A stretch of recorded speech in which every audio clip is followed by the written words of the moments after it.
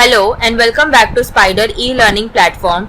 Continuing this series of technical indicator video on request basis, today I will be discussing on vertex indicator. So our today's topic is analyzing the market trend using vertex indicator. So what is vertex indicator? Vertex indicator is plotted as two lines on a chart, one to identify a positive trend and other to identify a negative trend. It is graphed as a plus VI and minus VI line. It helps to identify a new trend or existing trend in the financial markets. Generally, the indicator line plus VI or minus VI that remains on top indicates whether the particular stock is experiencing uptrend or downtrend. Intersection between the lines triggers the buy and sell signals. It revolves around the high and low of last two bars. The distance from the current high to the previous low indicates a positive trend movement, while distance between the current bar low and previous bar high indicates a negative trend movement. By default, its period is set to 14 days that can be altered. While interpreting the vertex indicator, an important aspect is the number of periods used in its calculation. Long-term traders will prefer vertex indicator that span many periods, while short-term traders may prefer vertex indicator that span few periods. As the number of period increases, sensitivity of the indicator decreases. When the positive vertex crosses the negative vertex upside, it indicates the potential for uptrend. Whereas when negative vertex crosses the positive vertex upside, it shows the potential of a downtrend. It recommends an entry position on the point or day of crossover. If you have an existing position, it recommends closing it on the opposite crossover. Here, a trailing stop loss is recommended for running the profit and limiting the losses. Now, let us check the graphical representation of vertex indicator. On the left side chart, you can see positive vertex line is crossing upside the negative vertex line, giving indication of bullish trend. Once the positive vertex line is above the baseline 1 and negative vertex line is below the baseline 1, long position can be initiated. While on the other side, for selling signal, you can see negative vertex line is crossing upside the positive vertex line, giving indication of bearish trend. Once the negative vertex line is above the baseline 1 and positive vertex line is below the baseline 1, short position can be initiated. So this was the basic knowing of vertex indicator on chart. Now let us understand first the chart of our today's setup. So this is the chart of HDFC Bank, where you can see a buying signal is generated over here, where the positive vertex line is crossing above the negative vertex line. But how to understand when to make a entry? Few points we have to keep in mind while using this setup is: positive vertex line should cross the negative vertex line in upward direction. Positive vertex line should be trading above 1. The vertex bar and the price candle should be a green body, along with the close of a current candle should be more than the previous candle's high. If all this condition gets satisfied, one can initiate long position with a strict stop loss of previous candle low. Now, your stop loss also depends on the performance of that particular stock. जैसे कि आप यहाँ पर देख सकते हैं, जो positive crossover हुआ है वो इस कैंडल पर हुआ है, लेकिन क्या आपकी एंट्री यहाँ पर बनती है? नहीं। क्या सारे के सारे कंडीशंस यहाँ पे फुलफिल हुए हैं? नहीं। कंडीशंस आपके इस कैंडल पर फुलफिल हुए हैं। पहला कंडीशन था positive vertex line should be trading above the base line 1, इसकी वैल्यू 1.25 है, and negative vertex line should be trading below the baseline 1 and its value is 0.67. Current candle का close 1395.80 is greater than the previous candles high 1373.40. current price candle is a green body, also the vertex bar is a green bar. So यहाँ पर आपके सारे conditions fulfill हुए हैं. So entry आपकी इस candle का टॉप ब्रेक होने पर बनता है. हाई इस कैंडल का है 1398.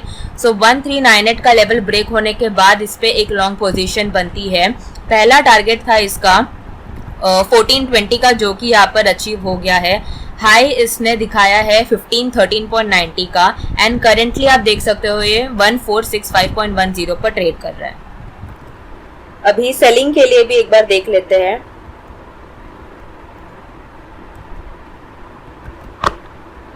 नेगेटिव क्रॉसओवर जो हुआ था वो इस कैंडल पर यहाँ पर हुआ था, बट क्या यहाँ पर आपकी शॉर्ट की पोजीशन बनती है? क्या यहाँ पे सारे कंडीशंस फुलफिल होते हैं? नहीं, कंडीशंस आपके इस कैंडल पर फुलफिल होते हैं जहां negative vertex line is trading above the base line 1.03 and the positive vertex line is trading below the base line 0.95। Also जो करंट कैंडल है वो एक रेड बॉडी है एंड जो वर्टेक्स बार है वो एक पर्पल बॉडी है।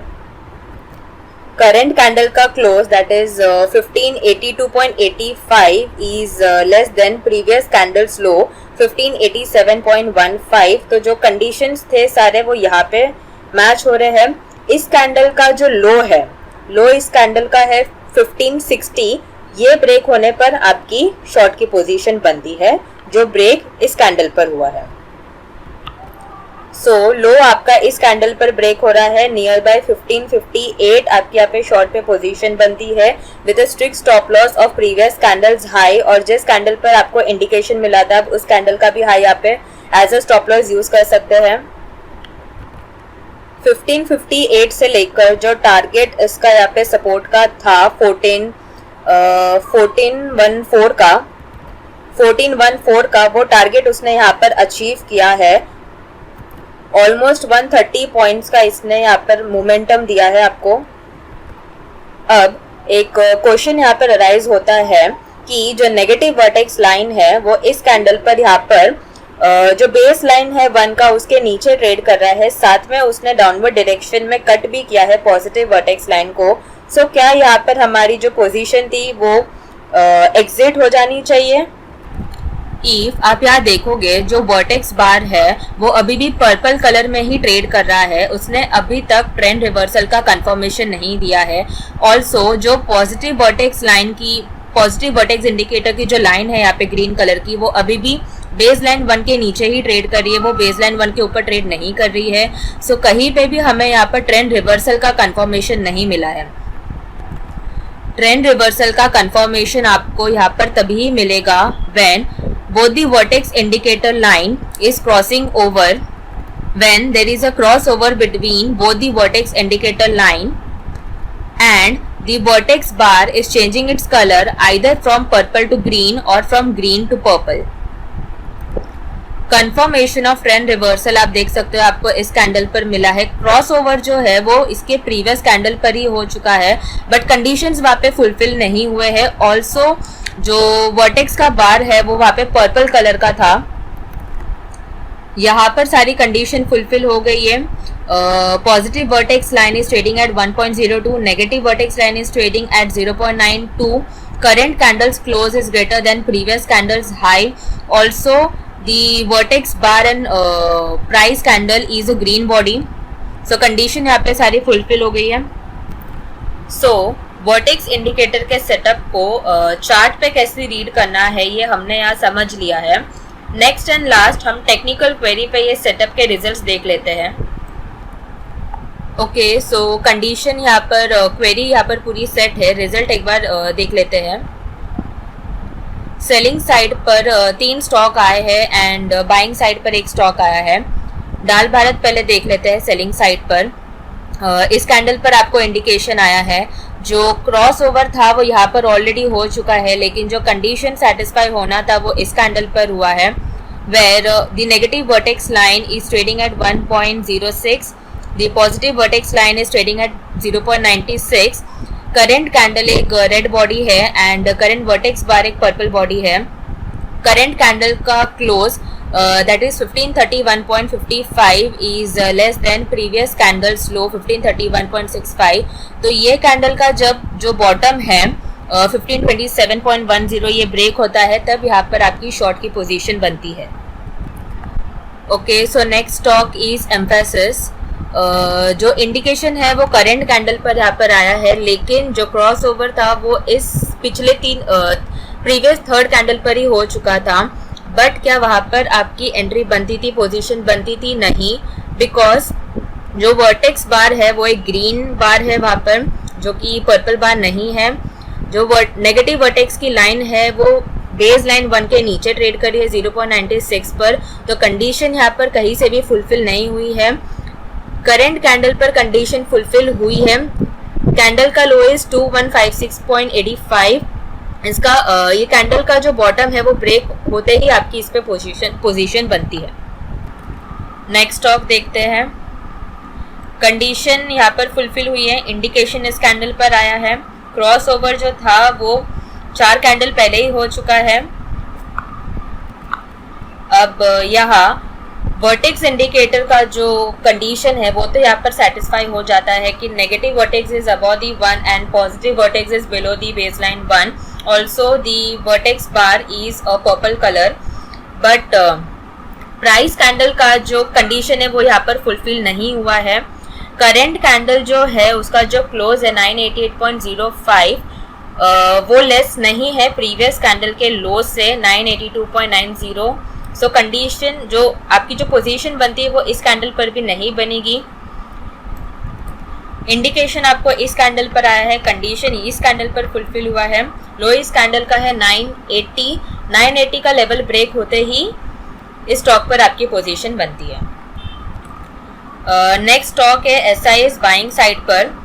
करंट कैंडल पर आपको यहाँ पे इंडिकेशन आया है, रिजल्ट आया है। कंडीशन जो थे सेटिस्फाई हुए हैं यहाँ पर। Positive line is trading eight 1.04, negative is trading eight 0.87। Current price candle is a green body and current vortex bar is a green body. साथ में करंट कैंडल का close 458.90 is greater then previous candles high 452। Cross over जो था वो यहाँ पर already हो चुका है, बट आप देखेंगे तो कंडीशन यहाँ पे सेटिस्फाई नहीं हुई थी।